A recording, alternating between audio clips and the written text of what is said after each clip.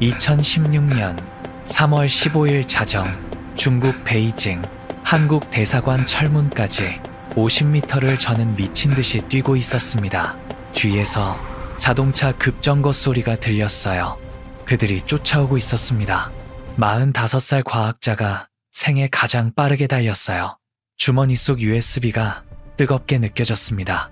이 작은 저장 장치 안에는 모든 진실이 담겨 있었어요. 그 순간 거기서 멈춰. 뒤에서 고함 소리가 들렸습니다. 철문이 눈앞에 있었어요. 태극기가 바람에 펄럭이고 있었습니다. 30m, 10m. 대사관 철문을 잡고 철문을 미친 듯이 두드렸습니다. 살려주세요. 탈북자예요. 제발. 심장이 터질 것 같았어요. 그때 두꺼운 손이 바로 뒤에서 제 목덜미를 잡아챘습니다. 북한에서 부족함 없이 살던 제가 왜 도망쳐야 했을까요? 평양에 아내와 딸을 남겨둔 채 저는 왜 목숨을 걸고 이 USB를 들고 달려야 했을까요? 영상 속 인물들의 이름은 모두 가명을 사용하였습니다. 구독, 좋아요 부탁드립니다. 그리고 어느 지역에서 이야기를 듣고 계신지 댓글로 알려주시면 제가 반가운 마음으로 인사드리겠습니다. 한국이 특별기까지 띄우면서 모시고 온 그 남자의 정체. 지금 시작합니다. 제 이름은 박진혁입니다. 2001년 봄, 저는 30살이었어요. 김일성 종합대학에서 핵물리학 박사학위를 받고 평양에서 대학 강사로 일하고 있었습니다. 그해 3월 어느 날, 당 중앙위원회에서 호출 연락이 왔어요. 가슴이 두근거렸습니다. 평범한 과학자를 당 중앙에서 부를 이유가 없었거든요. 중앙당사 6층 회의실에 들어갔을 때 중년의 당 간부가 저를 기다리고 있었어요. 박진혁 동무, 앉으시오. 책상 위에 붉은 봉투가 놓여 있었습니다. 축하오. 동무는 이제부터 영변 핵연구소에서 근무하게 되었소. 공화국의 핵심 중의 핵심이오. 손이 떨렸어요. 영변, 북한 핵 개발의 심장부였습니다. 그곳에서 일한다는 것은 최고의 영예이자 평생 비밀을 지켜야 한다는 의미였어요. 봉투를 열었습니다. 발령장에는 최고 지도자의 도장이 선명하게 찍혀 있었고 빨간색 특별 통행증이 함께 들어 있었어요. 영변 핵시설 선임연구원.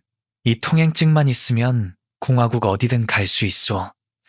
하지만 동무가 하는 일은 가족에게도 말할 수 없소. 알겠소? 네, 동지.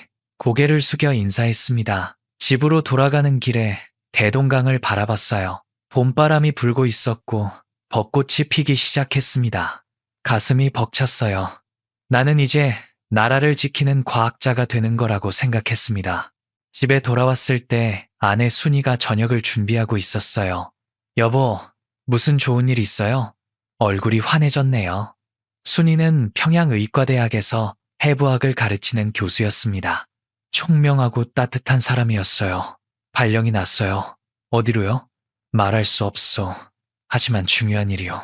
순이가 웃으며 제 손을 잡았어요. 알았어요. 당신을 믿어요. 그해 가을, 딸 은지가 태어났습니다. 작고 보드라운 생명이 제 품에 안겼을 때 눈물이 났어요.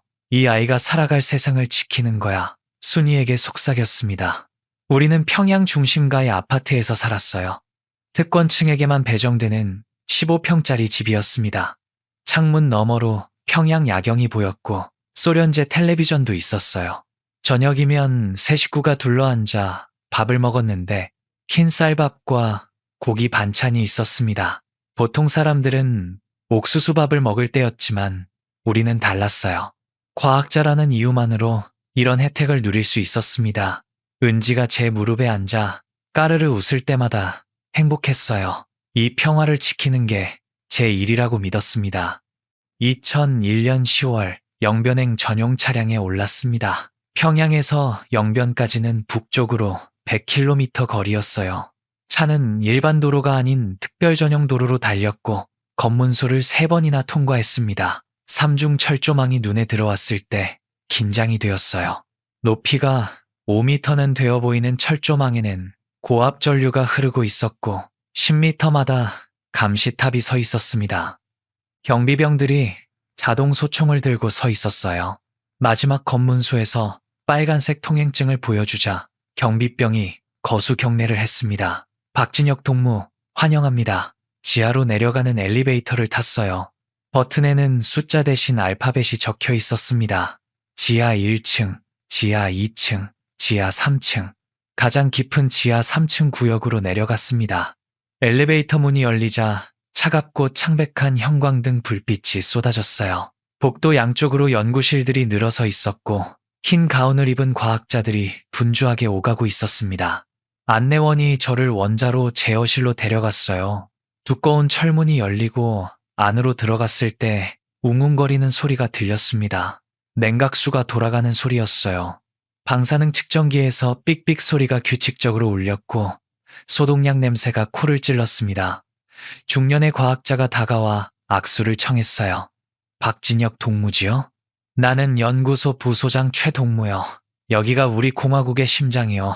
동무의 연구가 조국을 지킬 것이요. 그의 눈빛은 진지했고 목소리는 떨렸습니다. 저도 고개를 끄덕이며 대답했어요. 최선을 다하겠습니다. 그날 밤 기숙사 방에 누워 천장을 바라봤습니다. 자부심이 가슴을 채웠어요. 나는 이제 이 나라를 지키는 사람이 되었다고, 은지가 안전하게 자랄 세상을 만드는 사람이 되었다고 믿었습니다. 하지만 그것은 착각이었어요. 영변에서의 삶이 시작되었습니다. 처음 1년은 적응 기간이었어요. 플루토늄 추출 공정을 배우고 원자로 제어 시스템을 익혔습니다. 선배 과학자들은 친절했고 연구 환경도 나쁘지 않았어요.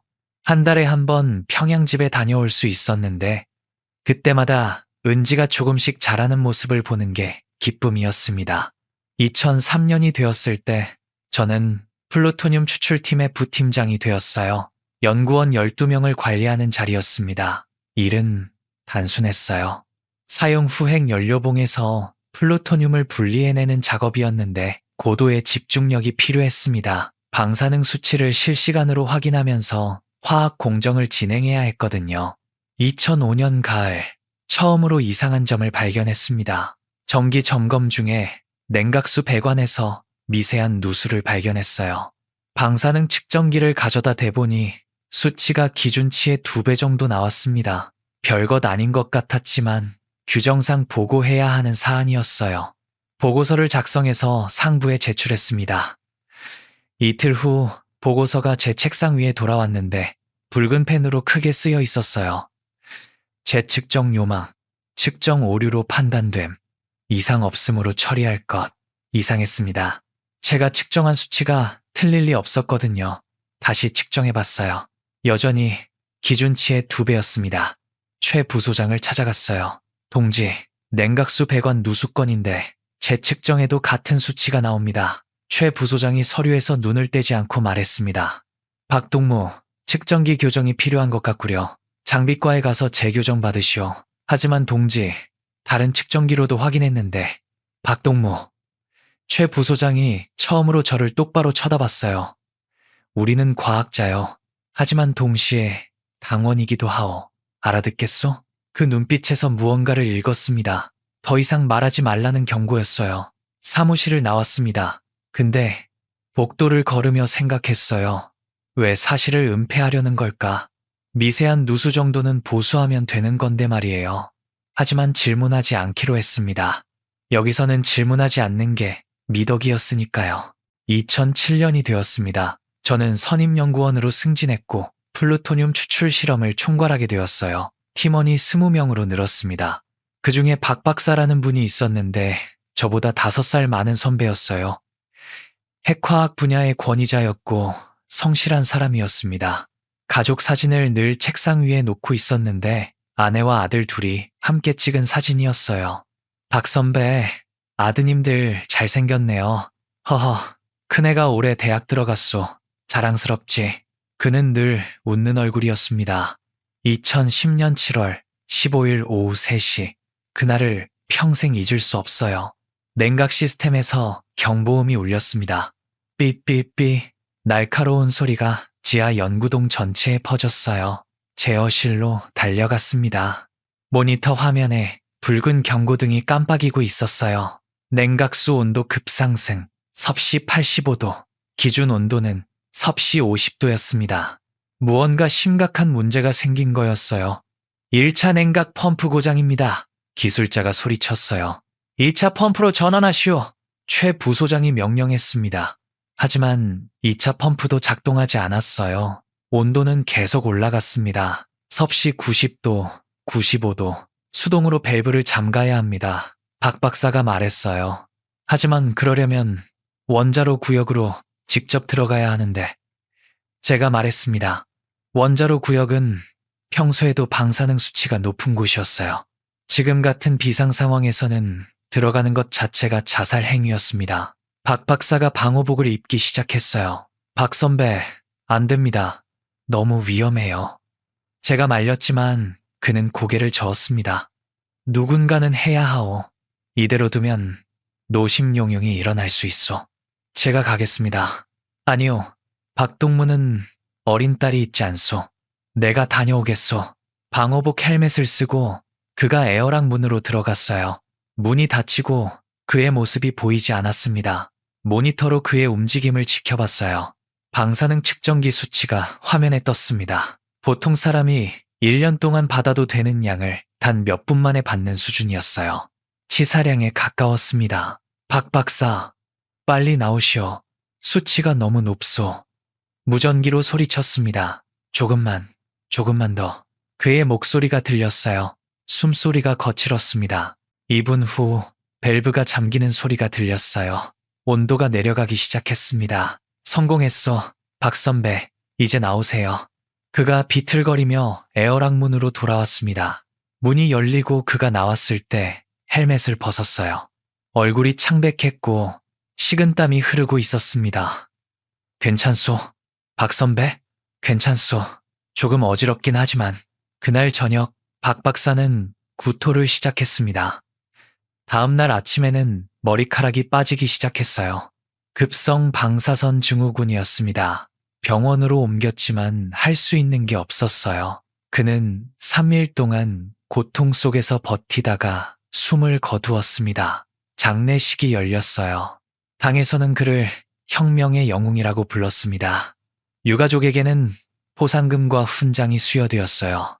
하지만 아무도 그가 왜 죽었는지 진짜 이유를 말하지 않았습니다. 심장마비로 갑작스럽게 돌아가셨습니다. 공식 사인이었어요. 장례식장에서 박 박사의 아내를 봤습니다. 그녀는 남편의 영정 사진 앞에서 소리 없이 울고 있었어요. 두 아들은 어머니 곁에 서서 눈물을 닦고 있었습니다. 가슴이 미어졌어요.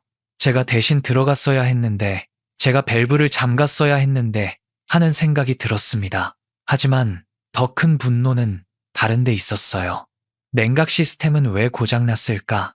5년 전 제가 발견한 누수를 제때 보수했더라면 이런 일이 없었을 거였습니다. 은폐가 사람을 죽인 거였어요. 2012년 봄, 은지가 11살이 되었습니다. 한 달에 한 번 집에 가는 날이었는데 마침 은지 생일이었어요. 평양행차를 타고 집으로 향했습니다. 창밖으로 봄 풍경이 지나갔는데 산에는 철쭉이 피고 있었어요. 하지만 마음은 무거웠습니다. 박 박사 생각이 자꾸 났거든요. 집에 도착하니 순이와 은지가 현관에서 기다리고 있었어요. 아빠, 은지가 달려와 제 품에 안겼습니다. 작고 따뜻한 아이였어요. 우리 은지 생일 축하해. 안아 올리니 은지가 까르르 웃었습니다. 저녁 식탁에는 소박한 생일상이 차려져 있었어요. 떡 몇 조각과 사탕이 전부였지만 은지는 세상을 다 가진 얼굴로 웃고 있었습니다. 초는 없었지만 은지는 손뼉을 치며 노래를 불렀어요. 생일 축하합니다. 생일 축하합니다.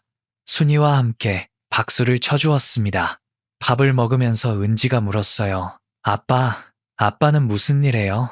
나라를 지키는 일이야. 항상 하던 대답이었습니다. 우와, 아빠는 영웅이네. 선생님이 그랬어요. 우리나라를 지키는 사람들이 영웅이래요. 은지의 눈이 반짝였어요. 가슴이 답답했습니다. 영웅?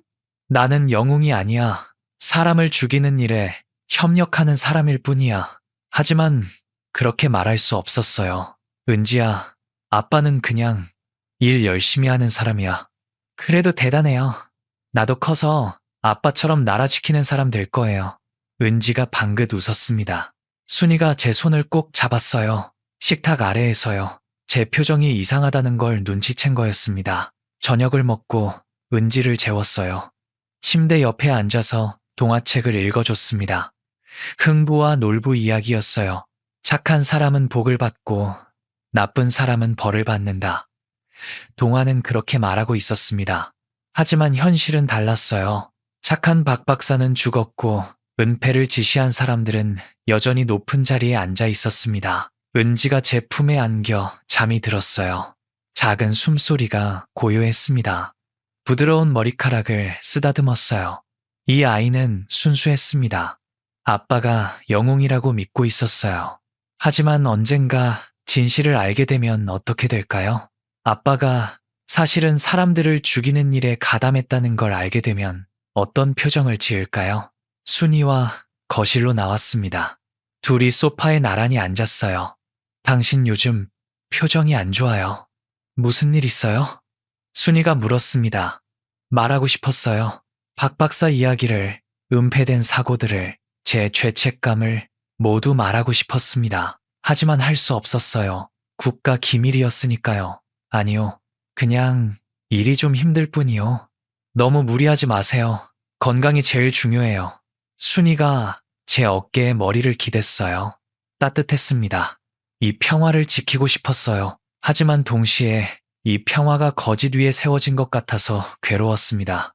2014년 가을, 결정적인 사건이 일어났습니다. 영변에서 남쪽으로 15km 떨어진 곳에 새 연구시설을 짓는다는 소식이 있었어요. 현장 답사를 가게 되었는데 제가 팀장으로 선정되었습니다. 10월 20일 아침 지프차를 타고 출발했어요. 비포장 도로를 달리며 산을 넘었습니다. 가을 단풍이 아름다웠지만 마음이 편하지 않았어요. 1시간쯤 달렸을 때 작은 마을을 지나게 되었습니다. 지도에는 없는 마을이었어요. 여기가 어디요? 운전병에게 물었습니다.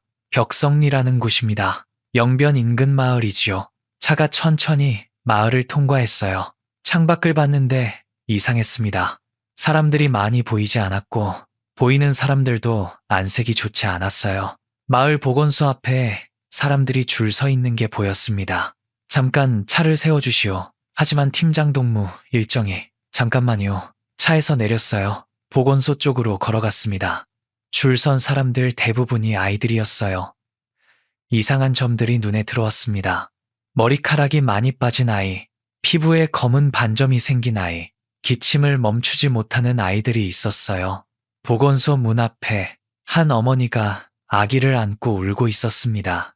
5살쯤 되어 보이는 남자아이였는데 머리카락이 거의 다 빠져 있었고 얼굴이 창백했어요. 선생님, 우리 애 살릴 수 있어요? 제발 좀 봐주세요. 어머니의 목소리가 떨리고 있었습니다. 의사로 보이는 사람이 고개를 저었어요. 어머니, 이미 말씀드렸지 않습니까? 저희가 할 수 있는 게 없어요. 약도 없고 심장이 철렁 내려앉았습니다. 이 증상들은 제가 너무나 잘 아는 것들이었어요. 급성 방사선 증후군의 초기 증상들이었습니다. 머리카락 탈모, 피부 반점, 면역력 저하. 박 박사가 보였던 증상들과 똑같았어요. 마을 전체가 방사능에 피폭된 거였습니다. 박 팀장 동무, 뒤에서 날카로운 목소리가 들렸어요. 돌아보니 당 간부 한 명이 서 있었습니다. 누가 우리를 따라온 거였어요. 차로 돌아가시오. 지금 당장. 하지만 이 사람들은 박 동무, 당 간부가 제 팔을 꽉 잡았습니다. 힘이 세서 아팠어요. 이것은 본 적이 없소. 알겠소? 하지만 이 아이들은 치료가 필요합니다. 이건 명백히 방사능 피폭 증상인데. 박동무, 동무는 과학자요. 하지만 그 전에 당원이요. 국가 기밀을 누설하면 어떻게 되는지 알고 있겠지요. 그의 눈빛이 차갑게 빛났어요. 위협이었습니다. 차로 돌아갔습니다. 시동이 걸렸고 마을을 벗어났어요. 백미러로 마을이 점점 멀어지는 게 보였습니다. 보건소 앞에 여전히 사람들이 줄 서 있었어요. 손이 떨렸습니다. 저는 그 아이들을 죽인 사람이었어요. 10년 넘게 영변에서 일하면서 방사능 물질을 다뤘고 누출 사고를 은폐했으며 안전 문제를 묵인했습니다. 그 결과가 저 마을이었어요. 5살 아이가 머리카락이 빠지고 죽어가고 있었습니다. 가슴이 찢어지는 것 같았어요. 은지 얼굴이 떠올랐습니다. 만약 은지가 저 마을에서 태어났다면, 만약 제 딸이 저렇게 아프다면, 창밖으로 산이 지나갔어요. 아름다운 가을 단풍이었지만 아무것도 보이지 않았습니다. 그날 밤 기숙사로 돌아와 책상 앞에 앉았어요. 보고서를 써야 했습니다. 현장 답사 결과 보고. 하지만 펜을 들 수가 없었어요. 무엇을 써야 할까요? 마을 주민들이 방사능에 피폭되어 죽어가고 있습니다. 라고 쓸까요? 아니면 특이사항 없음이라고 거짓말을 쓸까요? 새벽까지 책상 앞에 앉아 있었습니다. 결국 아무것도 쓰지 못했어요. 다음날 상부에서 연락이 왔습니다. 벽성리 관련 보고서는 작성하지 마시오. 해당 마을은 폐쇄 조치되었소. 전화를 끊었습니다. 폐쇄 조치. 그게 무슨 뜻일까요? 마을 사람들을 어디로 보낸 걸까요? 아니면 그냥 방치한 걸까요? 창밖을 봤어요. 영변 핵시설의 굴뚝에서 하얀 증기가 피어오르고 있었습니다. 저 증기 속에 방사성 물질이 섞여 있을 거예요. 바람을 타고 날아가 어딘가에 내려앉을 겁니다. 또 다른 마을에 또 다른 아이들에게요. 저는 살인자였습니다. 직접 손을 쓰지 않았을 뿐 저는 사람을 죽이고 있었어요. 벽성리를 다녀온 후 한 달 동안 잠을 제대로 잘 수 없었습니다. 눈을 감으면 머리카락 빠진 아이들이 보였어요. 기침하는 소리가 들리는 것 같았고 어머니의 울음소리가 귓가에 맴돌았습니다. 일을 하면서도 자꾸 딴 생각이 났어요. 제어실 모니터를 보면서도 그 아이들 얼굴이 떠올랐습니다. 팀원들이 눈치를 챘어요. 팀장 동무, 괜찮으시오? 요즘 안색이 안 좋으신데. 괜찮소. 그냥 좀 피곤할 뿐이요. 거짓말이었습니다. 괜찮을 리가 없었어요.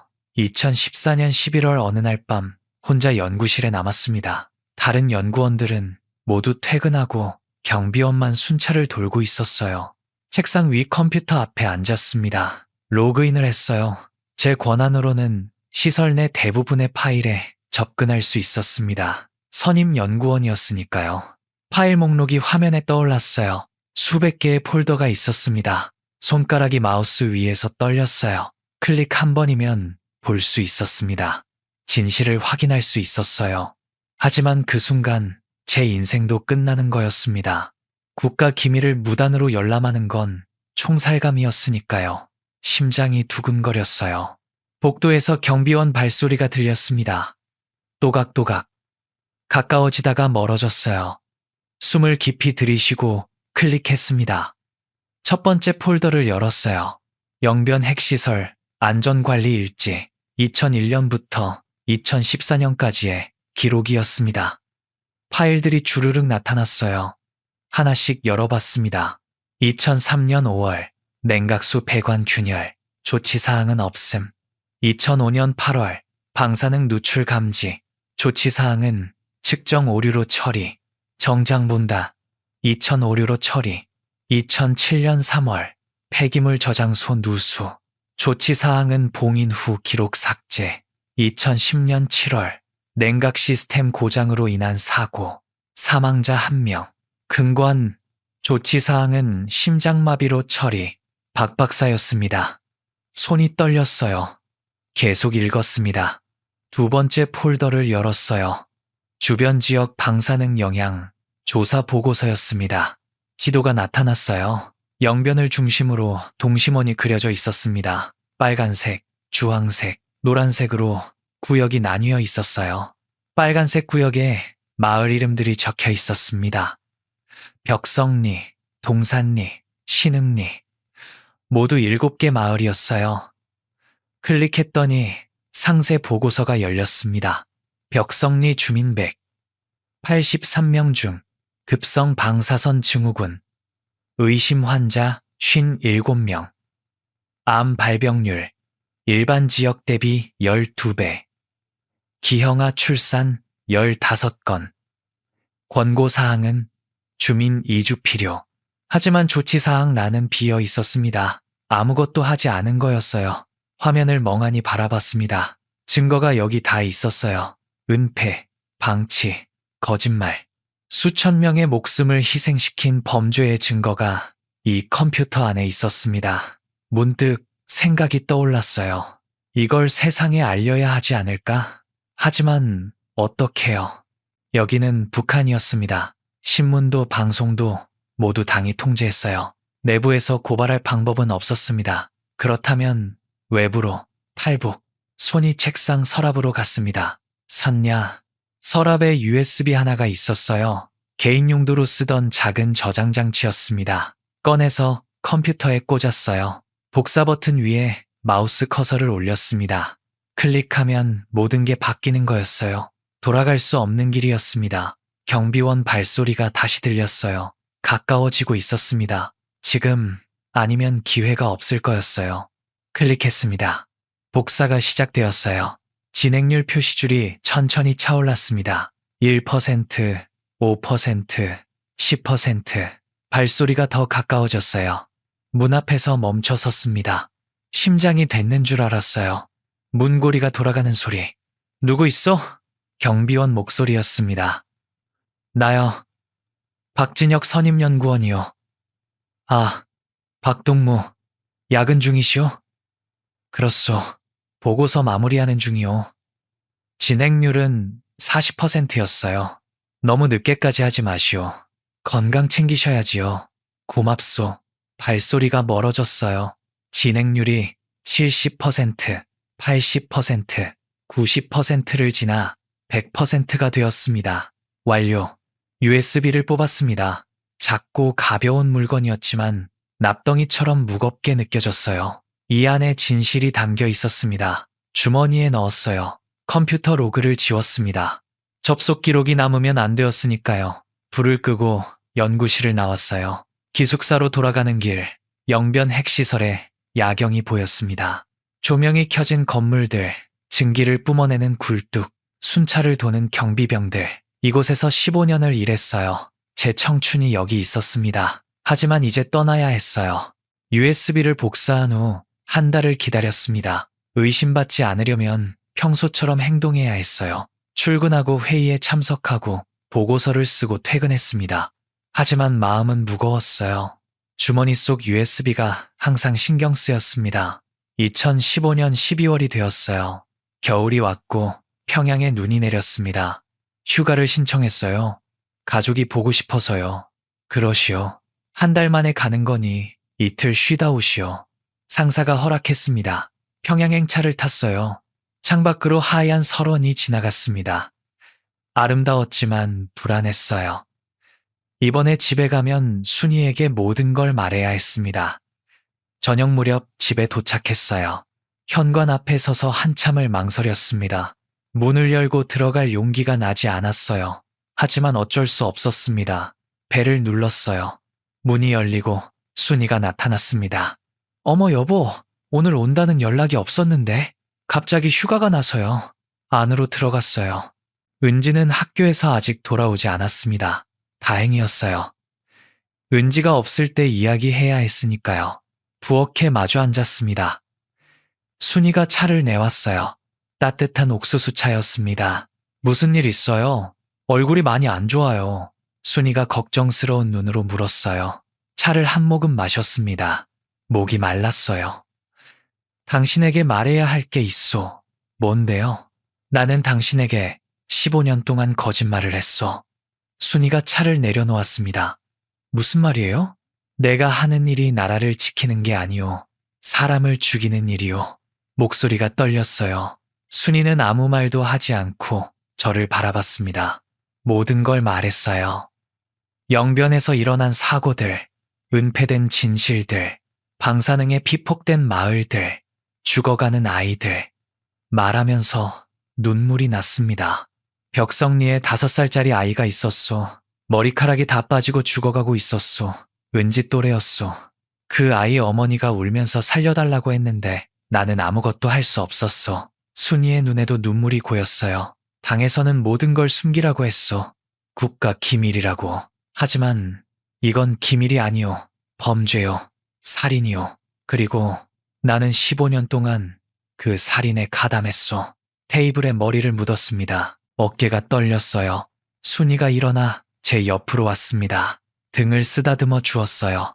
당신 잘못이 아니에요. 아니요. 내 잘못이요. 나는 알면서도 침묵했소. 그게 더 나쁜 거요. 한참을 그렇게 있었어요. 시계 소리만 똑딱거렸습니다. 순이가 물었어요.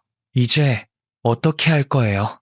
주머니에서 USB를 꺼냈습니다. 테이블 위에 놓았어요. 이 안에 모든 증거가 있소. 사고 기록, 피해자 명단, 은폐 지시 문서. 이걸 세상에 알리고 싶소. 어떡해요? 탈북할 생각이요. 순이의 얼굴이 굳어졌어요. 탈북이요? 한국으로 가서 이 정보를 공개하려고 하오. 유엔에 알릴 수도 있고 국제사회에 알릴 수도 있소. 그래야 이 범죄를 멈출 수 있소. 위험해요. 알고 있소. 잡히면 죽어요. 총살당해요. 알고 있소. 순이가 제 손을 꼭 잡았어요. 손이 차가웠습니다. 은지는 어떻게 해요? 가슴이 무너지는 것 같았어요. 그게 가장 큰 문제였습니다. 당신과 은지를 남겨두고 가야 하오. 우리도 같이 갈 수는 없어요? 너무 위험하오. 세 명이 함께 탈북하는 건 거의 불가능하오. 그리고 은지는 아직 어려. 그럼 우리는 어떻게 돼요? 당신이 탈북하면 우리도 잡혀갈 텐데요. 알고 있었습니다. 정치범 가족은 3대가 처벌받았어요. 순이와 은지도 수용소로 갈 가능성이 높았습니다. 그래서 못 가겠소. 당신들을 버리고 갈 수 없소. 눈물이 흘렀어요. 순이가 두 손으로 제 얼굴을 감싸 쥐었습니다. 눈을 마주 봤어요. 가세요. 뭐라고요? 가세요. 당신이 해야 할 일을 하세요. 저는 괜찮아요. 하지만 그 아이들 생각하면 가야죠. 벽성리 아이들. 앞으로 또 그렇게 될 아이들. 누군가는 막아야 해요. 순이의 목소리가 단호했습니다. 저와 은지는 알아서 할게요. 당신은 살아서 진실을 알려요. 그게 당신이 할 일이에요. 순이, 약속해요. 꼭 살아남아서 세상에 알려요. 그래야 당신도 우리도 의미가 있어요. 순이를 껴안았습니다. 오래오래 안고 있었어요. 이 온기를 기억하고 싶었습니다. 그날 밤 세 식구가 함께 저녁을 먹었어요. 은지는 학교 이야기를 신나게 했습니다. 아빠, 오늘 선생님이 칭찬했어요. 우리 은지 대단하네. 평범한 저녁이었어요. 하지만 제게는 마지막 저녁이 될지도 몰랐습니다. 은지를 재울 때 오래 안아줬어요. 아빠, 왜 그래요? 그냥 우리 은지가 예뻐서. 은지가 까르르 웃었습니다. 잠든 은지를 보며 오래 앉아 있었어요. 이 얼굴을 기억하고 싶었습니다. 돌아온 후 계획을 세우기 시작했습니다. 탈북은 혼자서 할 수 있는 일이 아니었어요. 브로커가 필요했습니다. 하지만 어떻게 브로커를 찾을까요? 영변에서는 불가능했어요. 감시가 삼엄했으니까요. 평양에서 찾아야 했습니다. 2016년 1월 출장을 핑계로 평양에 갔어요. 공식적으로는 당 중앙위원회 보고였지만 진짜 목적은 따로 있었습니다. 평양 시내 통일거리에 작은 식당이 있었어요. 함경도 사람들이 모이는 곳이라고 들었습니다. 탈북 브로커들이 여기서 영업한다는 소문이 있었어요. 저녁 무렵 식당에 들어갔습니다. 좁고 낡은 식당이었어요. 구석 테이블에 앉아서 냉면을 시켰습니다. 주변을 살폈어요. 사람들이 소곤소곤 이야기하고 있었습니다. 1시간쯤 앉아있으니 중년 남자가 제 테이블 앞에 섰어요. 여기 자리 있어? 앉으시오. 남자가 앉았습니다. 평범해 보이는 사람이었어요. 처음 보는 얼굴인데 어디서 오셨소? 영변에서 1차 왔소. 영변? 거기서 무슨 일 하시오? 말할 수 없는 일이오. 남자의 눈빛이 번뜩였어요. 특별한 일이로구만. 목소리를 낮췄습니다. 국경 넘는 방법을 찾고 있소. 남자가 냉면을 먹으며 말했어요. 위험한 이야기를 하시는구려. 도와줄 수 있소? 비용이 드오. 얼마요? 미화 1만 달러. 반은 미리, 반은 성공 후. 1만 달러. 북한 돈으로는 상상할 수 없는 금액이었습니다. 하지만 방법이 있었어요. 지불할 수 있소. 하지만 한국 도착 후에 전부 주겠소. 그건 안 돼요. 규칙이 있소. 나는 특별한 물건을 가지고 있소. 한국 정부가 원하는 것이요. 그걸로 보증하겠소. 남자가 관심을 보였어요. 무슨 물건인데? 주변을 확인하고 속삭였습니다. 영변 핵시설 기밀 문서요. 남자의 눈이 커졌어요. 진담이요. USB에 담겨 있어. 한국 정부에 넘기면 당신도 큰 돈을 받을 거요. 남자가 잠시 생각했습니다. 위험한 일이요. 알고 있어. 언제 출발하고 싶소? 3월 중순 외교 출장으로 베이징에 갈 예정이요. 거기서 도와줄 수 있어? 남자가 고개를 끄덕였어요. 베이징에는 우리 사람이 있어. 한국 대사관까지 안내할 수 있어. 좋소. 하지만 박동무. 남자가 진지한 얼굴로 말했습니다. 일단 시작하면 돌아올 수 없소. 잡히면 총살이요. 각오하고 있소. 남자가 명함을 건넸어요. 가짜 이름이 적혀 있었습니다. 김철민, 무역회사 직원이라고 되어 있지만 진짜 이름도 직업도 아니었어요. 베이징 가기 일주일 전에 이 번호로 연락하시오. 명함을 받았습니다. 알겠소. 남자가 일어났어요. 조심하시오. 보이부가 항상 눈을 뜨고 있어. 식당을 나갔습니다. 거리는 어두웠고 눈이 내리고 있었어요. 명함을 주머니에 넣었습니다. 이제 시작이었어요. 2016년 3월 14일 영변을 떠나기 전날 밤이었습니다. 짐을 쌌어요. 공식적으로는 베이징 출장이었습니다. 북중 과학기술협력회의 참석이 명목이었어요. 일주일 일정이었고 왕복 항공권도 준비되어 있었습니다. 하지만 돌아오지 않을 거였어요. 가방에 옷 몇 벌과 세면 도구를 넣었습니다. USB는 양말 속에 숨겼어요. 작고 가벼운 물건이었지만 제 인생 전체가 거기 담겨 있었습니다. 여권을 확인했어요. 북한 외교관 여권이었습니다. 특별통행증 덕분에 받을 수 있었어요. 사진 속 제 얼굴이 낯설어 보였습니다. 45살. 머리에 흰머리가 섞여 있었고 주름이 깊어져 있었어요. 15년이 흘렀구나 싶었습니다. 동료들에게 작별 인사를 했어요. 물론 진짜 작별인 줄은 아무도 몰랐습니다. 출장 다녀오시오, 박 팀장. 일주일 후에 뵙겠소. 거짓말이었어요. 다시는 볼 수 없을 사람들이었습니다. 그날 저녁 기숙사 방에서 마지막 밤을 보냈어요. 잠이 오지 않았습니다. 천장을 바라보며 지난 15년을 생각했어요. 영변에서의 시간, 박 박사, 벽성리 아이들, 은지, 순이, 모든 게 주마등처럼 스쳐 지나갔습니다. 새벽 4시, 일어나서 창문을 열었어요. 영변 핵시설이 보였습니다. 조명이 켜진 건물들, 굴뚝에서 나오는 하얀 증기, 철조망. 이곳이 제 청춘이었어요. 하지만 이제 끝이었습니다. 아침 6시, 차가 왔습니다. 평양 순안공항으로 가는 차였어요. 가방을 들고 나왔습니다. 조심히 다녀오시오. 동료가 손을 흔들었어요. 그러겠소. 차에 탔습니다. 뒤돌아보니 영변 핵시설이 점점 작아지고 있었어요. 안녕히. 2시간 후 순안공항에 도착했습니다. 국제선 청사는 한산했어요. 북한에서 해외로 나가는 사람이 많지 않았으니까요. 탑승 수속을 밟았습니다. 여권과 탑승권 확인합니다. 직원이 서류를 확인했어요. 영변 핵시설 선임연구원 박진혁 동무 맞으십니까? 그렇소. 베이징 출장이시군요. 일주일 후 돌아오신다고 되어 있습니다. 그렇소. 거짓말이었습니다. 탑승권을 받았어요. 보안 검색대를 통과했습니다. 가방을 엑스레이 기계에 올렸어요. 심장이 쿵쾅거렸습니다. USB가 발각되면 끝이었어요. 하지만 양말 속에 숨긴 작은 USB는 기계에 잡히지 않았습니다. 통과하십시오. 안도의 한숨이 나왔어요. 대기실에 앉아 기다렸습니다. 비행기가 활주로에 서 있었어요. 탑승 안내가 나왔습니다. 베이징행 탑승을 시작합니다. 일어났어요. 탑승구로 걸어갔습니다. 한 걸음 한 걸음이 무거웠어요. 돌아보고 싶었지만 참았습니다. 비행기에 올랐어요. 좌석에 앉아 안전벨트를 맸습니다. 창가 자리였어요. 창밖으로 평양이 보였습니다. 순이와 은지가 저기 어딘가에 있었어요. 미안해요. 꼭 살아서 데리러 올게요. 마음속으로 말했습니다. 비행기가 움직이기 시작했어요. 활주로를 달렸습니다. 점점 빨라지다가 땅에서 떠올랐어요. 하늘로 올라가고 있었습니다. 평양이 점점 작아졌어요. 대동강이 보였고 김일성 광장이 보였습니다. 은지가 저 아래 어딘가에서 학교에 가고 있을 거였어요. 구름 속으로 들어갔습니다. 더 이상 아무것도 보이지 않았어요. 눈을 감았습니다. 이제 돌아갈 수 없었습니다. 2시간 후 베이징 수도 국제공항에 착륙했습니다. 중국 땅이었어요. 입국 심사를 받았습니다. 여권 주세요.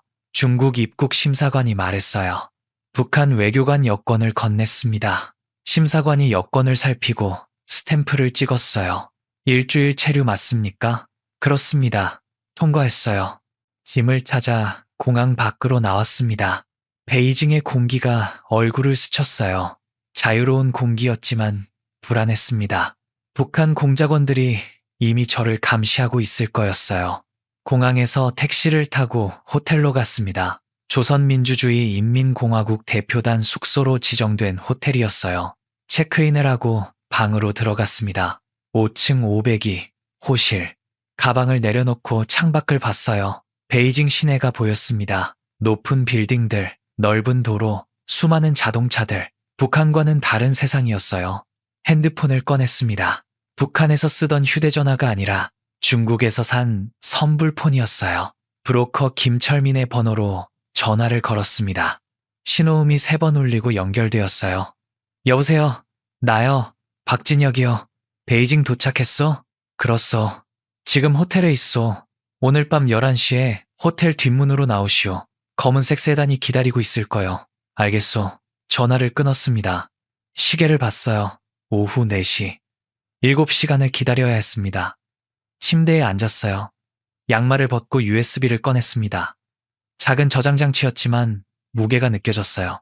이게 수천 명의 목숨을 구할 수 있을까요? 아니면 제 가족을 죽이는 도구가 될까요? 알 수 없었습니다.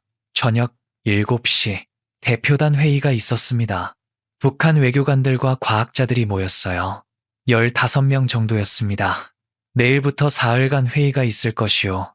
중국 동무들과 핵 에너지 평화적 이용에 관해 논의할 것이요. 단장이 말했어요. 고개를 끄덕였습니다. 하지만 내일이면 저는 여기 없을 거였어요. 회의가 끝나고 방으로 돌아왔습니다. 시계를 봤어요. 밤 9시, 2시간 남았습니다. 샤워를 했어요. 따뜻한 물이 온몸을 적셨습니다.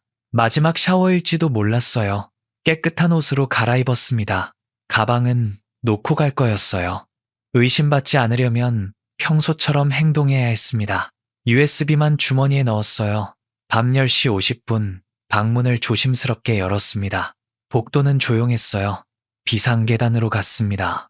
엘리베이터는 감시 카메라가 있어서 쓸 수 없었어요. 계단을 내려갔습니다. 2층, 3층, 1층.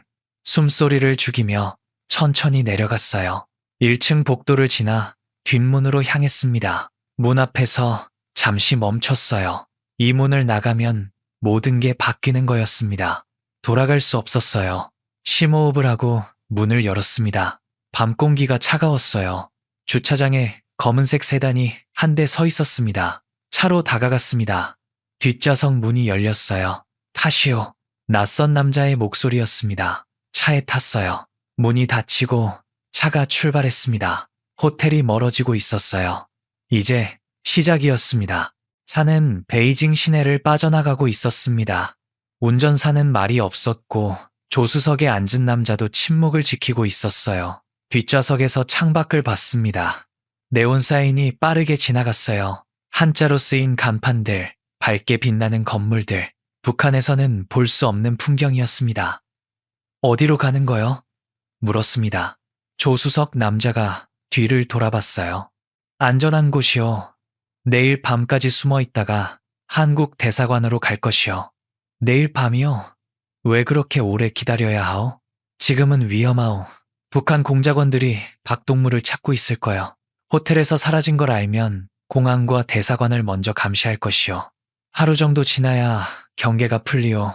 일리가 있었습니다. 30분쯤 달렸을까요? 차가 좁은 골목으로 들어섰어요. 낡은 주택가였습니다. 차가 멈춰 섰고 내렸어요. 3층짜리 낡은 건물 앞이었습니다. 이리 오시오. 남자를 따라 건물 안으로 들어갔어요. 좁은 계단으로 올라 2층 방으로 갔습니다.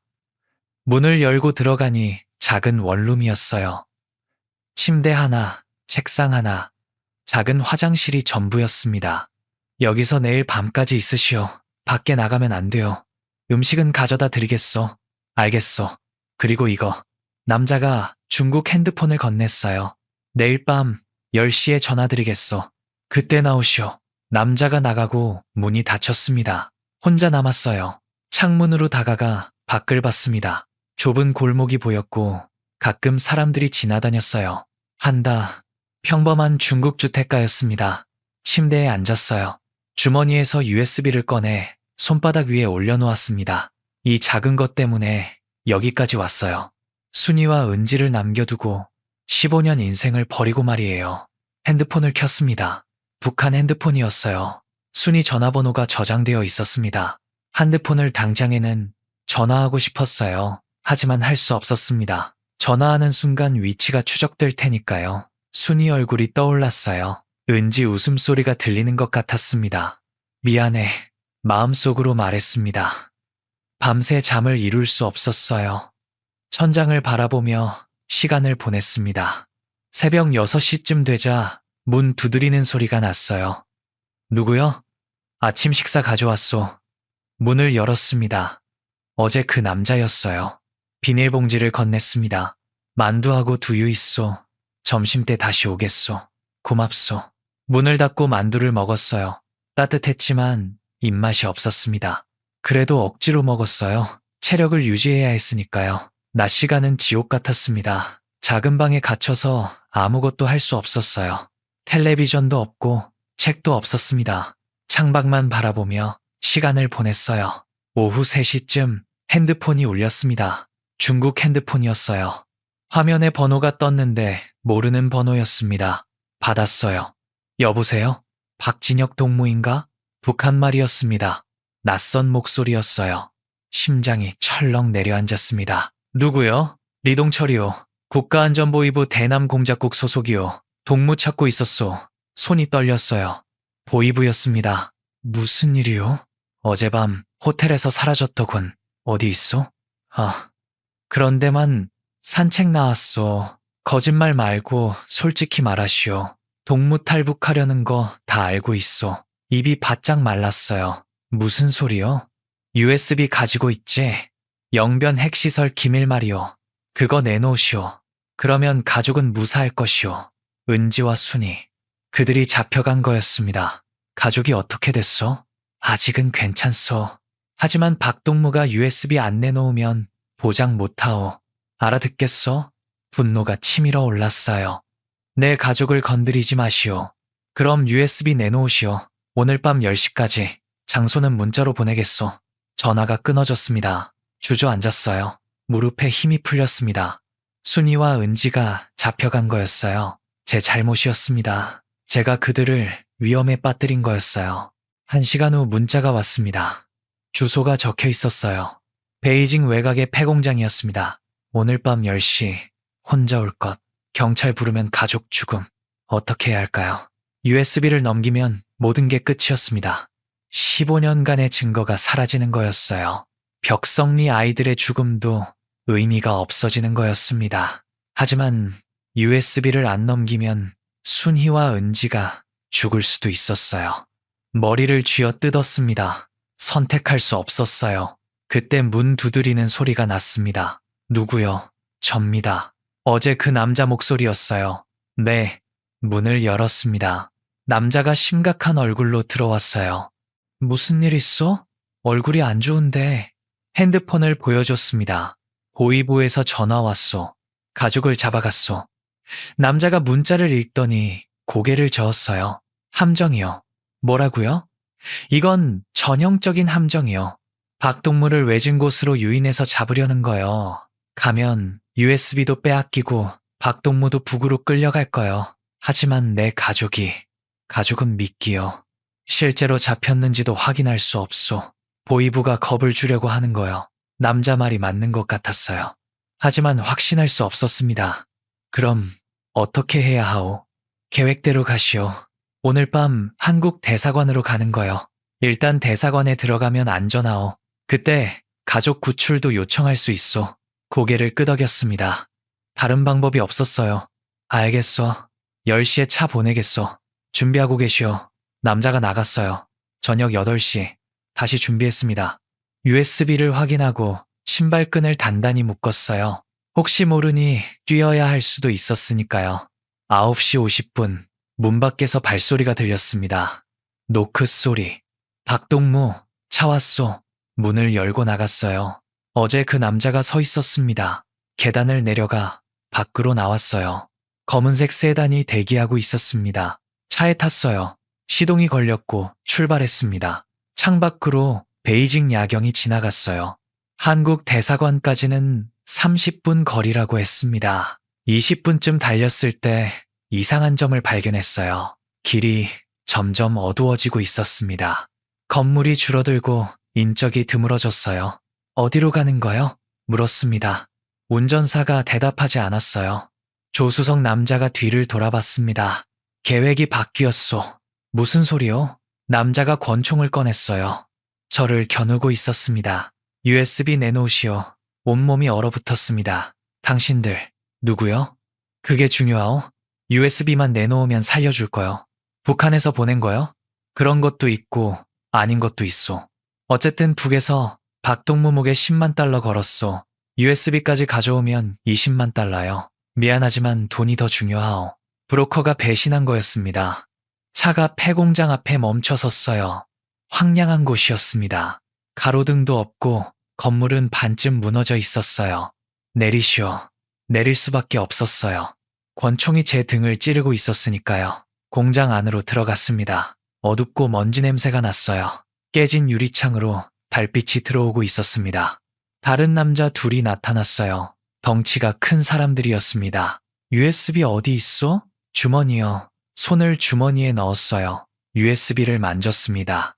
이걸 넘기면 모든 게 끝이었어요. 하지만 선택의 여지가 없었습니다. 그때 밖에서 차 소리가 들렸어요. 여러 대였습니다. 헤드라이트 불빛이 공장 안을 비췄어요. 뭐야? 브로커가 놀라서 창문 쪽으로 갔습니다. 차 문이 열리고 사람들이 내렸어요. 검은 정장을 입은 남자들이었습니다. 북한 공작원들이었어요. 리동철이 확성기를 들고 소리쳤습니다.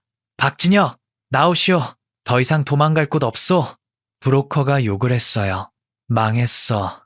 북한 놈들한테 걸렸어. 총을 제게 겨누며 소리쳤습니다. USB 내놓으라고. 안 돼. USB를 꺼내 바닥에 던졌어요. 어둠 속으로 굴러갔습니다. 이 자식이. 브로커가 달려들었어요. 피했습니다. 주먹이 제 얼굴을 스쳤어요. 뒤로 물러서며 뛰었습니다. 공장 뒤쪽으로 달렸어요. 잡아! 뒤에서 소리가 들렸습니다. 깨진 창문을 넘어 밖으로 나왔어요. 어둠 속을 달렸습니다. 폐 공장 뒤는 공터였습니다. 잡초가 우거진 땅이었어요. 달렸습니다. 뒤에서 고함 소리가 들렸어요. 저기다. 잡아라. 헤드라이트 불빛이 저를 쫓아왔습니다. 차가 뒤따라오고 있었어요. 앞에 낮은 담장이 보였습니다. 뛰어올라 넘었어요. 반대편으로 떨어졌는데 다리가 휘청거렸습니다. 일어나 다시 뛰었어요. 좁은 골목으로 들어갔습니다. 양옆에 낡은 건물들이 늘어서 있었어요. 어두웠지만 멈출 수 없었습니다. 뒤에서 발소리가 들렸어요. 저쪽이다! 골목 끝에서 큰 길이 나타났습니다. 차들이 달리고 있었어요. 길을 건넜습니다. 경적 소리가 요란했어요. 비켜. 운전사가 소리쳤지만 신경 쓸 겨를이 없었습니다. 반대편 인도로 올라갔어요. 상가들이 보였습니다. 아직 문을 연 가게들이 있었어요. 사람들 사이를 비집고 달렸습니다. 저기요, 조심하세요. 누군가 소리쳤지만 멈추지 않았어요. 뒤돌아봤습니다. 검은 정장 남자들이 아직 쫓아오고 있었어요. 30m쯤 떨어져 있었습니다. 골목으로 꺾었어요.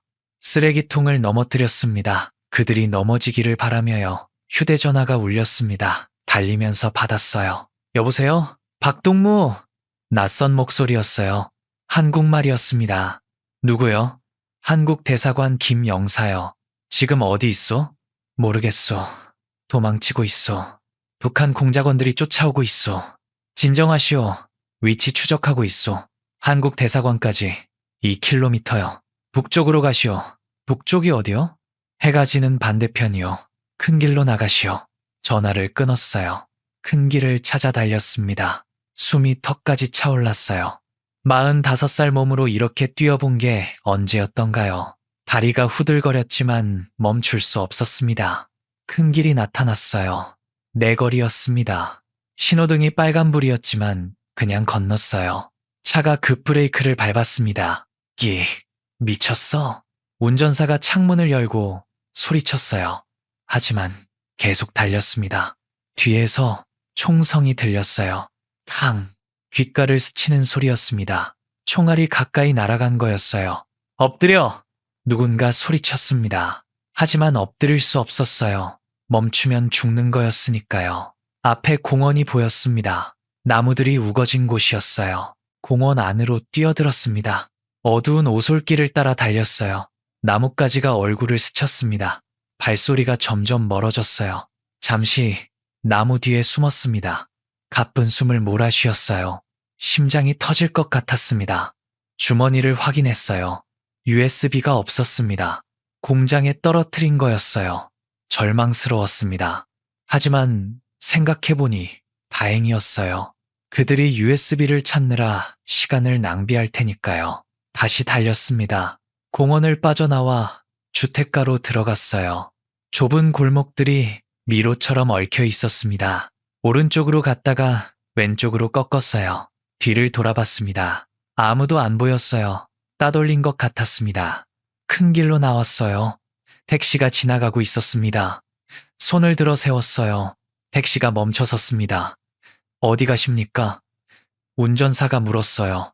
중국어였습니다. 한국 대사관. 서툰 중국어로 말했습니다. 한국 대사관이요? 알겠습니다. 택시가 출발했어요. 뒷좌석에 앉아 뒤를 계속 확인했습니다. 다행히 쫓아오는 차는 없었어요. 택시는 베이징 시내를 달렸습니다. 15분쯤 지났을까요? 익숙한 건물이 보였어요. 한국 대사관이었습니다. 높은 담장과 철문, 그리고 펄럭이는 태극기가 보였습니다. 여깁니다. 택시가 멈춰 섰어요. 돈을 주고 내렸습니다. 대사관 정문이 50m 앞에 있었어요. 걸어갔습니다. 다리가 떨렸어요. 거의 다 왔어요. 조금만 더 가면 안전했습니다. 30m, 20m. 뒤에서 차 소리가 들렸습니다. 급정거하는 소리였어요. 돌아봤습니다. 검은색 세단 2대가 서 있었어요. 문이 열리고 남자들이 뛰어내렸습니다. 리동철이 보였어요. 박진혁, 뛰었습니다. 대사관을 향해 전력으로 달렸어요. 15m, 10m. 뒤에서 발소리가 가까워졌습니다. 5m. 철문이 눈앞에 있었어요. 태극기가 바람에 펄럭이고 있었습니다. 철문을 두드렸습니다. 쾅쾅쾅. 살려주세요. 탈북자예요. 경비원이 안쪽에서 나타났어요. 누구십니까? 탈북자예요. 제발 문 열어주세요. 저들이 저를 죽이려고 해요.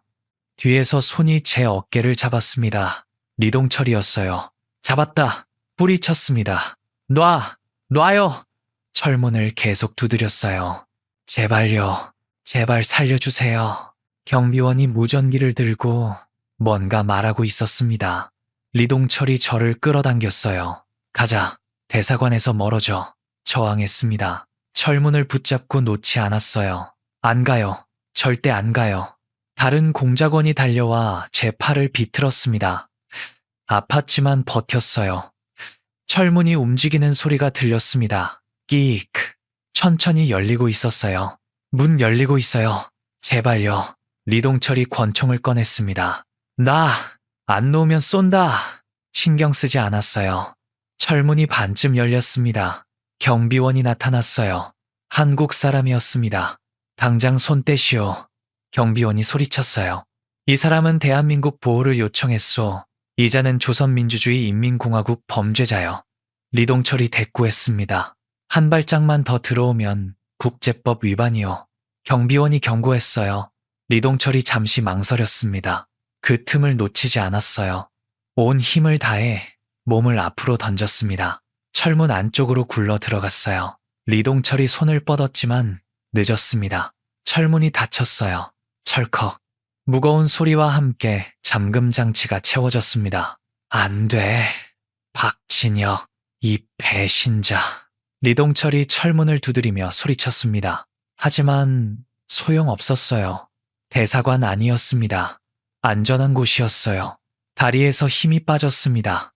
그 자리에 주저앉았어요. 숨을 헐떡였습니다. 온몸이 땀으로 젖어 있었어요.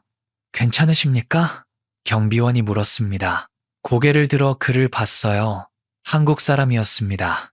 한국말을 하고 있었어요. 괜찮소. 이제 목이 메었습니다. 이제 괜찮소. 눈물이 흘렀어요. 살았습니다. 이에 메어 정말로 살아남은 거였어요. 의료진이 달려왔습니다. 간호사가 제 팔을 확인했어요. 다치신 곳은 없으세요? 괜찮소. 하지만 몸 전체가 아팠습니다. 근육이 쑤시고 머리가 지끈거렸어요. 대사관 건물 안으로 들어갔습니다. 깨끗하고 밝은 복도였어요. 형광등 불빛이 따뜻했습니다.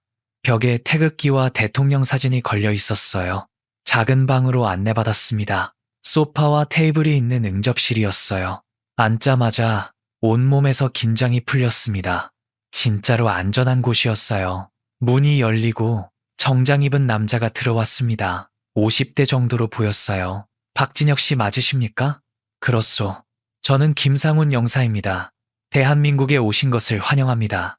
영사가 손을 내밀었어요. 악수했습니다. 그런 장에 따뜻한 손이었어요. 물 한 잔 드시겠습니까? 고맙소. 물을 받아 마셨습니다. 차가운 물이 목을 타고 넘어갔어요. 살아있음을 느꼈습니다. 많이 놀라셨죠? 네, 죽을 뻔했소. 이제 안전합니다. 여기는 대한민국 영토입니다. 아무도 당신을 해칠 수 없어요. 눈물이 또 났어요. 참으려 했지만 멈출 수 없었습니다. 죄송하오. 제가 괜찮습니다. 우시는 게 당연해요. 천천히 진정하세요. 한참을 울었습니다. 15년 동안 참아온 것들이 한꺼번에 터져나왔어요. 박 박사 생각이 났고 벽성리 아이들이 떠올랐습니다. 순이와 은지가 보고 싶었어요. 진정이 되자 영사가 물었습니다. 무슨 일로 탈북하셨습니까? 영변에서 일했습니다. 핵시설에서요. 영사의 표정이 변했어요. 영변 핵시설이요? 네. 15년간 선임연구원으로 일했습니다. 그럼 핵 프로그램에 대해 아시는군요. 모든 걸 알고 있어. 사고들, 은폐된 진실들, 피해자들까지. 주머니를 더듬었습니다. 하지만 USB가 없었어요. 잃어버린 걸 깨달았습니다. USB를 가지고 있었는데 도망치다가 떨어뜨렸소. 모든 증거가 거기 있었는데 절망스러웠습니다. 증거를 잃어버린 거였어요. 괜찮습니다. 영사가 말했어요. 당신이 살아서 여기 온 게 더 중요합니다. 증언만으로도 충분해요. 하지만 지금은 쉬세요. 내일 자세한 이야기를 들려주시면 됩니다. 간호사가 다시 들어와 처치를 해줬어요. 상처를 소독하고 붕대를 감았습니다. 진통제도 줬어요. 오늘 밤은 여기서 주무세요. 내일 한국으로 출발합니다. 한국으로요? 네. 특별기를 준비하고 있습니다. 이틀 후면 서울에 도착하실 겁니다. 서울, 한국, 자유의 땅이었습니다. 하지만 기쁘지 않았어요. 순이와 은지가 평양에 있었으니까요. 제 가족을 구해줄 수 있소? 최선을 다하겠습니다. 한국 정부에 요청하겠습니다. 그것만으로도 위안이 되었어요. 작은 침대가 있는 방으로 안내받았습니다. 누웠어요. 푹신한 침대였습니다. 천장을 바라봤어요. 하얀 천장이었어요. 오늘 밤 이 시간까지 살아남을 줄 몰랐습니다. 수없이 죽을 뻔했어요. 하지만 살아남았습니다. 눈을 감았어요. 순이 얼굴이 떠올랐습니다. 가세요. 당신이 해야 할 일을 하세요. 순이의 목소리가 들렸어요. 은지 웃음소리도 들렸습니다. 아빠는 영웅이에요. 영웅이 아니었습니다. 저는 그냥 진실을 말하려는 사람일 뿐이었어요. 하지만 그것만으로도 의미가 있다고 믿고 싶었습니다. 깊은 잠에 빠졌어요. 이틀 후 베이징을 떠났습니다. 대사관 차량으로 공항까지 이동했어요. 일반 공항이 아니라 군용구역이었습니다. 특별기가 대기하고 있었어요. 작은 비행기였지만 깨끗했습니다. 탑승하시죠. 김영사가 함께 탔어요. 좌석에 앉아 안전벨트를 맸습니다. 창밖으로 베이징이 보였어요. 사흘 전 이 도시에서 죽을 뻔했습니다. 하지만 살아남았어요. 비행기가 이륙했습니다. 구름 위로 올라가자 햇살이 눈부셨어요. 2시간 반을 날았습니다. 기내 방송이 나왔어요. 곧 인천국제공항에 도착합니다.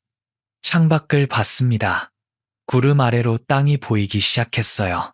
섬들이 점점이 떠 있었고 바다가 푸르게 빛났습니다. 그리고 도시가 나타났어요. 빽빽한 건물들, 넓은 도로, 수많은 자동차들, 서울이었습니다. 평양보다 훨씬 컸어요. 불빛도 더 많았습니다. 비행기가 천천히 고도를 낮췄어요. 활주로가 보였습니다. 바퀴가 땅에 닿는 순간 가슴이 뭉클했어요. 한국. 드디어 한국 땅을 밟는 거였습니다. 비행기에서 내렸어요. 인천공항 특별구역이었습니다. 일반 승객들과는 분리된 곳이었어요. 검은색 승합차가 대기하고 있었습니다. 저희를 따라오시죠. 정장 입은 남자들이었어요. 국가정보원 요원들이라고 했습니다. 차에 탔어요. 공항을 빠져나가 고속도로로 올라섰습니다. 창밖으로 서울이 지나갔어요. 높은 빌딩들, 화려한 간판들, 자유롭게 걷는 사람들. 북한과는 완전히 다른 세상이었습니다. 1시간쯤 달렸을까요? 차가 한적한 곳으로 들어섰어요. 높은 담장으로 둘러싸인 건물 앞에서 멈췄습니다. 여기가 어디요? 안전가옥입니다. 당분간 여기서 지내시게 될 겁니다. 건물 안으로 들어갔어요. 복도를 지나 작은 방으로 안내받았습니다. 침대, 책상, 옷장이 있는 깔끔한 방이었어요. 창문으로 산이 보였습니다. 편히 쉬십시오. 저녁 식사는 6시에 가져다 드리겠습니다. 혼자 남았어요. 침대에 앉아 주변을 둘러봤습니다. 안전한 곳이었지만 감옥 같기도 했어요. 자유롭게 나갈 수 없었으니까요. 하지만 불평할 수 없었습니다. 살아 있었으니까요. 창밖을 봤어요. 하늘이 파랗게 펼쳐져 있었습니다. 순이와 은지는 지금 뭘 하고 있을까요? 걱정이 되었습니다. 일주일이 지났습니다. 매일 국정원 직원들과 면담을 했어요. 영변 핵시설에 대해 물었습니다. 몇 개의 원자로가 가동 중입니까? 3개입니다. 소형 원자로 하나, 대형 원자로 2개요. 플루토늄 생산량은 연간 6kg 정도입니다. 모든 걸 솔직하게 말했어요. 숨길 이유가 없었으니까요. 면담이 끝나면 방으로 돌아와 혼자 시간을 보냈습니다. 창밖을 바라보며 생각에 잠기곤 했어요. 벽성리 아이들이 자꾸 떠올랐습니다. 머리카락 빠진 5살 아이, 울고 있던 어머니. 그 장면이 눈앞에서 사라지지 않았어요. 8일째 되는 날 새로운 사람들이 왔습니다. 박진혁 씨, 미국에서 오신 분들입니다. 정장 입은 서양 남자 2명이었어요. 한 명은 40대, 한 명은 50대로 보였습니다. 제임스 톰슨입니다. 미국 중앙정보국 동아시아 담당관입니다. 젊은 쪽이 영어로 말했어요. 통역사가 한국말로 옮겼습니다. 박 박사님, 만나서 반갑습니다. 당신이 가져오신 정보가 매우 중요합니다. USB는 잃어버렸소. 증거가 없소. 괜찮습니다. 당신의 증언만으로도 충분합니다. 몇 가지 질문해도 될까요? 그러시오. 1시간 동안 질문이 이어졌어요. 핵시설 구조, 안전관리 실태, 사고 내역, 주변 지역 피해 상황, 핵심적인 내용만 간추려서 설명했습니다. 벽성리 마을의 피해가 가장 심각했습니다. 주민 183명 중 57명이 급성 방사선 증후군 증상을 보였어요. 톰슨이 고개를 끄덕이며 메모했습니다. 이 정보를 유엔 안전보장이사회에 제출할 겁니다. 국제사회가 압박을 가할 수 있을 거예요. 그럼 북한이 변할까요? 시간이 걸리겠지만 가능합니다. 면담이 끝나고 톰슨이 말했어요. 박 박사님, 용기 있는 결정을 하셨습니다. 당신은 수많은 생명을 구할 겁니다. 고마운 말이었지만 마음이 무거웠어요. 제 가족은 구하지 못했으니까요. 그날 밤 잠을 이룰 수 없었습니다. 순이와 은지가 자꾸 떠올랐어요. 새벽 2시쯤 노트북을 켰습니다. 북한 관련 뉴스를 검색했어요. 기사 하나가 눈에 들어왔습니다. 북한, 영변 핵시설 전직연구원 탈북 확인, 반역자 처벌 예고 기사를 읽었어요. 제 이름이 나와 있었습니다. 그리고 마지막 문단에 이렇게 쓰여 있었어요. 소식통에 따르면 박진혁의 가족도 조사를 받고 있는 것으로 알려졌다. 가슴이 철렁 내려앉았습니다. 순이와 은지가 정말로 잡혀간 거였어요. 다음 날 아침 국정원 담당관을 찾아갔습니다. 제 가족 소식 아십니까? 조사 중입니다. 하지만 쉽지 않습니다. 왜요? 북한이 정보를 공개하지 않고 있습니다. 접근이 어렵습니다. 그럼 제 가족은? 말을 잇지 못했어요. 담당관이 조심스럽게 말했습니다. 최악의 경우를 각오하셔야 할 수도 있습니다. 방으로 돌아와 침대에 앉았어요. 머리를 감싸 쥐었습니다. 제 잘못이었어요. 제가 그들을 죽인 거였습니다. 그때 노트북에서 알림 소리가 났어요. 이메일이 온 거였습니다. 발신자는 알 수 없음이었어요. 열어봤습니다. 동영상 파일이 첨부되어 있었어요. 재생 버튼을 눌렀습니다. 화면이 켜졌어요. 낯선 방이 보였습니다. 그리고 두 사람이 앉아 있었어요. 순이와 은지였습니다. 심장이 붙는 줄 알았어요. 여보! 은지! 소리쳤지만 화면 속 그들은 들을 수 없었습니다. 순이는 야위어 있었고 은지는 겁에 질린 얼굴이었어요. 목소리가 들렸습니다. 화면 밖에서 남자 목소리가 들렸어요. 박진혁 동무, 가족이 보고 싶지 않소? 리동철이었습니다. 당신이 증언만 안 하면 가족은 무사할 것이오. 하지만 유엔에서 입을 연다면 화면이 흔들렸어요. 은지가 울기 시작했습니다. 아빠, 아빠. 작은 목소리였어요. 순이가 은지를 안으며 카메라를 똑바로 쳐다봤습니다. 눈물이 흐르고 있었지만 목소리는 단호했어요. 여보, 신경 쓰지 마세요. 우리는 괜찮아요. 당신이 해야 할 일을 하세요. 엄마, 은지가 울었습니다. 화면이 꺼졌어요. 검은 화면만 남았습니다. 노트북을 닫았어요. 손이 떨렸습니다. 선택해야 했어요. 가족을 구할 것인가, 아니면 진실을 말할 것인가. 사흘 동안 방 안에만 있었습니다. 아무도 만나지 않았어요. 식사도 거의 하지 않았습니다. 머릿속이 복잡했어요. 순이의 얼굴이 떠올랐습니다. 당신이 해야 할 일을 하세요. 하지만 은지의 울음소리도 들렸어요. 아빠, 어떻게 해야 할까요? 유엔 증언을 포기하면 가족을 살릴 수 있을지도 몰랐습니다. 하지만 그러면 벽성리 아이들의 죽음이 헛된 게 되는 거였어요. 박 박사의 희생도 의미가 없어지는 거였습니다.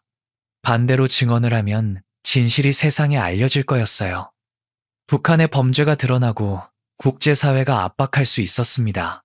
하지만 제 가족은 죽을 수도 있었어요. 어느 쪽을 선택해도 후회할 것 같았습니다. 사흘째 밤 창밖을 오래 바라봤어요. 별이 떠 있었습니다. 북두칠성이 보였어요. 어렸을 때 아버지가 알려주신 별자리였습니다. 진혁아, 저 별을 보면 길을 잃지 않는다. 항상 북쪽을 가리키거든. 아버지는 농부였어요. 학교도 제대로 못 나왔지만 정직한 사람이었습니다. 사람은 옳은 일을 해야 한다. 그게 힘들어도 말이다. 그 말씀이 떠올랐어요. 옳은 일. 무엇이 옳은 일일까요? 순이라면 뭐라고 했을까요? 동영상 속 순이의 눈빛을 떠올렸습니다. 눈물을 흘리면서도 단호했어요. 당신이 해야 할 일을 하세요. 순이는 알고 있었습니다. 제가 무엇을 선택해야 하는지를요. 그리고 그 선택을 지지한다고 말해준 거였어요. 은지도 언젠가는 이해할 거였습니다. 아빠가 왜 그런 선택을 했는지를요. 결심했어요. 다음 날 아침 담당관을 찾아갔습니다. 유엔 증언 준비하겠습니다. 담당관이 놀란 얼굴로 물었어요. 가족은 어떻게 하실 겁니까? 구출 작전을 요청합니다. 제가 증언하는 대신 한국 정부가 제 가족을 구해주십시오.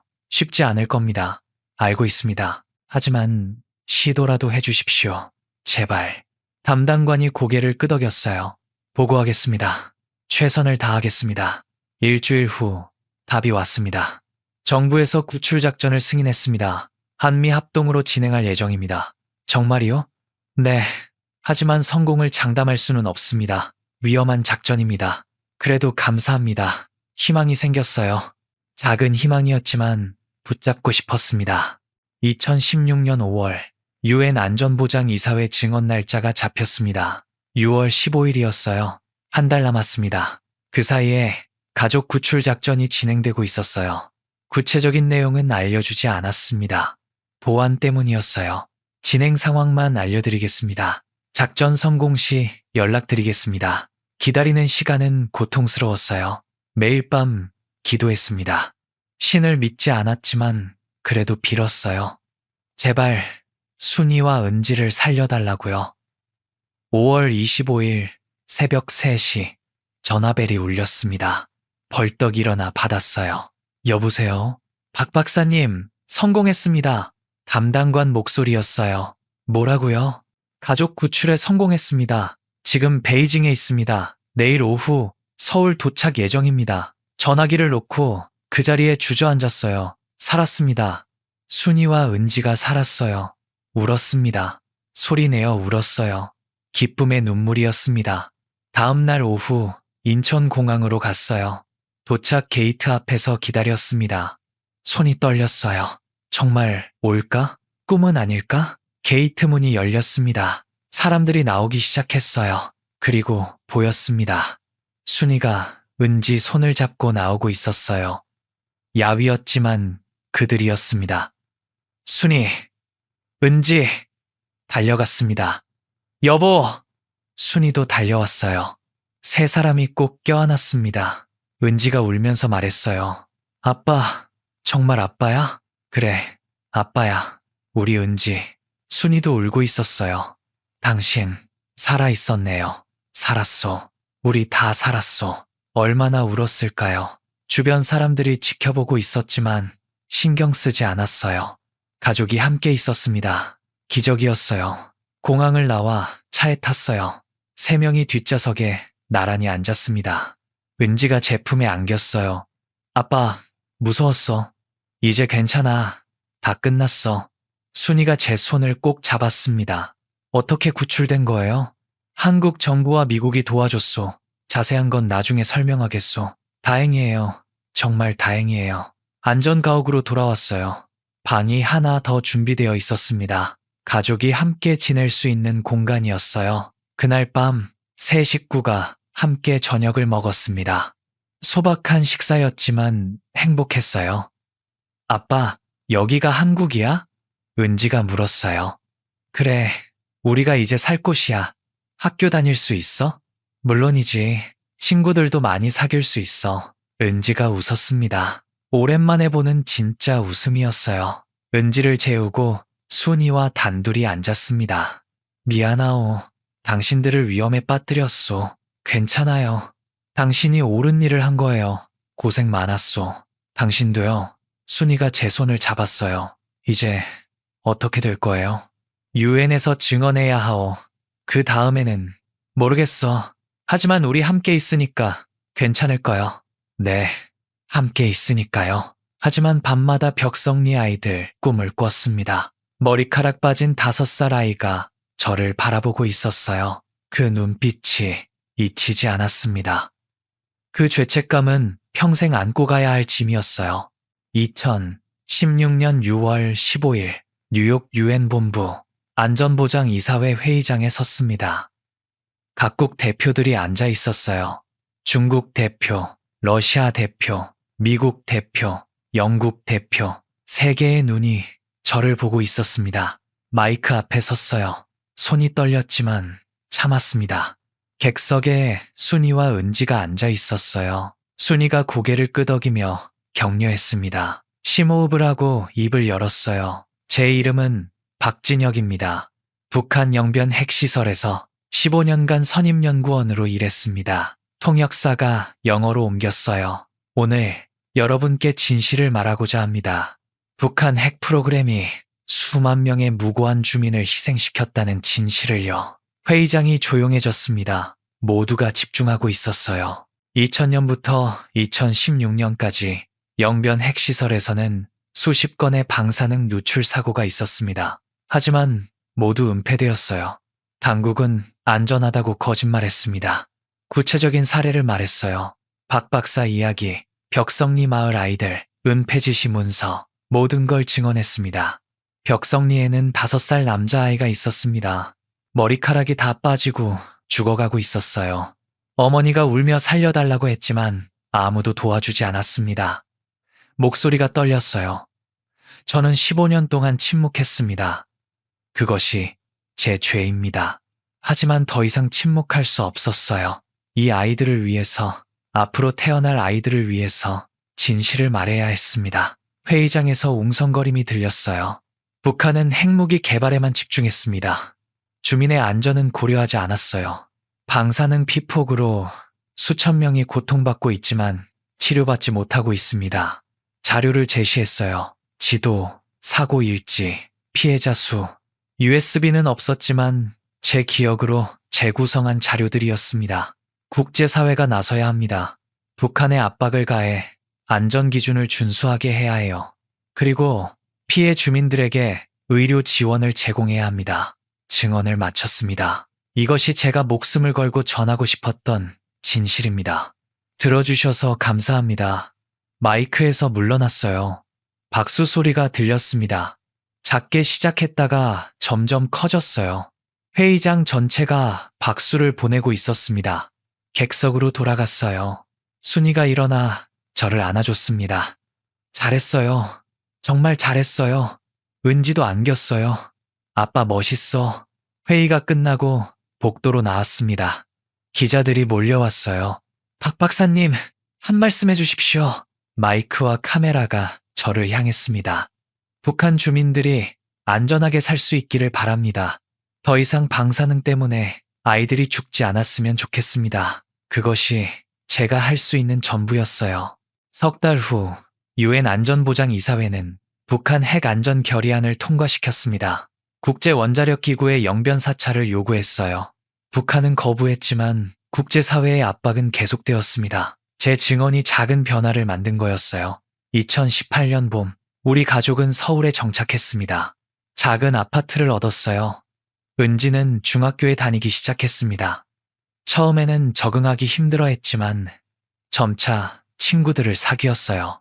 순이는 병원에서 간호조무사로 일하기 시작했습니다. 의사 면허는 인정받지 못했지만 새로 시작하는 게 괜찮다고 했어요. 저는 탈북자 지원단체에서 강연을 하고 있습니다. 제 경험을 나누고 북한 인권 문제를 알리는 일이었어요. 어느 토요일 오후 한강 공원에 나갔습니다. 새 식구가 돗자리를 펴고 앉았어요. 은지가 연을 날리고 있었습니다. 아빠, 연 높이 올라가. 조심해.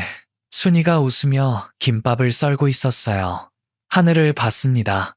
파란 하늘에 구름이 떠 있었어요. 자유로운 하늘이었습니다. 여보, 행복해요? 순이가 물었어요. 그럼요. 당신은요? 저도요. 우리 여기까지 잘 왔어요. 은지가 달려와 제 옆에 앉았습니다. 아빠, 북한에 있는 할머니는 언제 볼 수 있어? 언젠가는 볼 수 있을 거야.